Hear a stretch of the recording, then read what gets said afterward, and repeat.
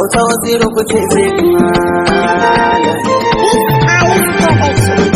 farin cikin ki shi ne farin ciki na ke bar gudu na ba inda za ni zauna. Farin cikin ka shi ne farin ciki na ka bar gudu na ba inda za ni zauna. Kina taba ni kina yawan tumani ina kike ne kawai kira ni zani a farfadi na ke sai kawai a raina ki sanya kauna tana yawan ziga ni ki bani dama kawai ki bani soyayya mu sanya yarda ba a yi mana rauni akan ki ne ba suke ta nuna ki su ka baya gabana ina ta nuna soyayya. Farin cikin ka shi ne farin ciki na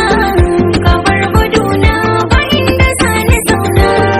Farin cikin ki shi ne farin ciki na gudu na ba inda za ni zauna. Idan da hali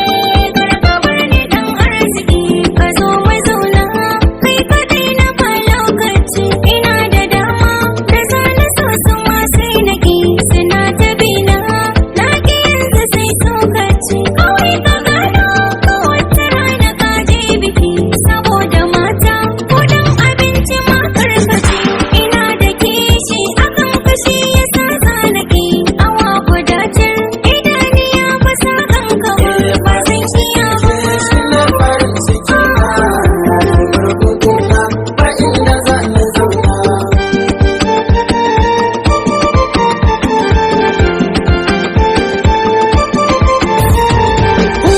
San ki ya kai munzalin da ban san fada ko na fada ma ba za a gane karshen san ba ki gane cewa a san ki ni ko ban farga ba zan iya ba da wata in ba zan ganki ba jinin jikina da naki sun haɗe gogo da ba zai raba su cikin ƙasar gaban ganshi ba a kan ki zane duniyar da ba namu ba inda kina nan na sani ba zan fasa ba. Farin cikin ka shi ne farin ciki na ka bar gudu na ba inda za ni zauna. Farin cikin ki shi ne farin ciki na ke bar gudu na ba inda za ni zauna. Gani a dama na ba za ka kauce ba wannan ka koya zo ba za mu saba ba ka san da soyayya sai an yi haƙuri ma zama na rayuwa maya ba za a saba ba su samu da zuwa in kana zama gurina farin ciki yakan sauya ba za na gode ba kawai ka yarda